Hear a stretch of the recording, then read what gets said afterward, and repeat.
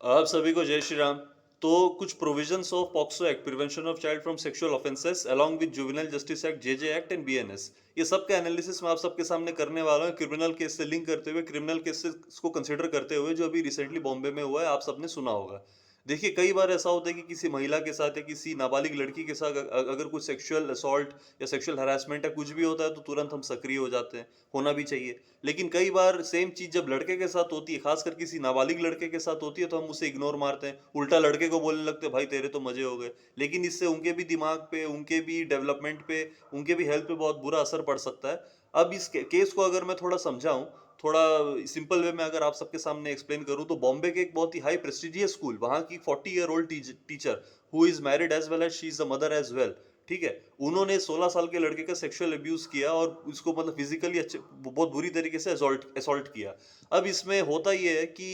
ये मैम जो रहती है किसी एनुअल स्कूल के एनुअल फंक्शन प्रोग्राम में इस लड़के से मिलती है। इनके लुक्स कुछ मैम को ज्यादा अच्छे लग जाते हैं, और फिर जब इनिशियली प्रपोज भी करती तो इनिशियली जो है लड़का रिफ्यूज कर देता है, मैम के जो प्रपोजल को रिफ्यूज कर देता है, रिजेक्ट कर देता है।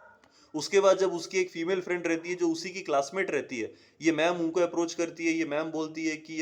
तुम इनको समझाओ। तो लड़की बोलती है कि age is just a number, you people are made for each other, anyhow we people are getting westernised, western की तरफ जा रहे हैं, तो जो है इसमें कोई बात नहीं है, गो फॉर इट। अब जब इनके बीच में जब अफेयर शुरू हो जाता है, तो ये जो मैम है अपनी सीडान कार में लड़के को एक आइसोलेटेड प्लेस में लेके जाती है, वहां इनके साथ सेक्स करती है, फिजिकल असॉल्ट होता है, सेक्सुअल असॉल्ट होता है, और उसके बाद फिर ये चीज जब अब इनिशियली जब ये सेम इंसिडेंट ये जब लड़का अपने माँ बाप को बताता है, तो माँ बाप ज्यादा ध्यान नहीं देते, यही सोच के कि ये लड़का इसके साथ ये कैसा हो सकता है।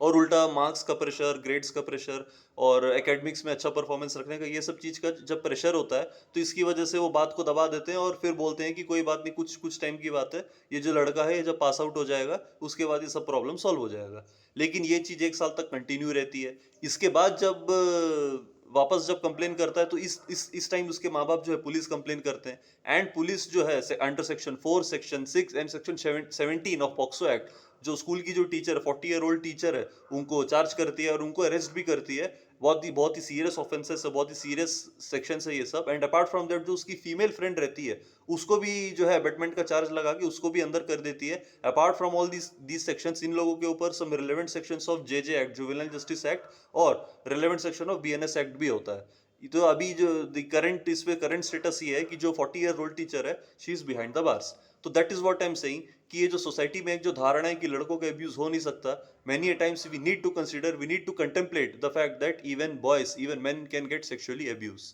आप सबको जय श्री राम।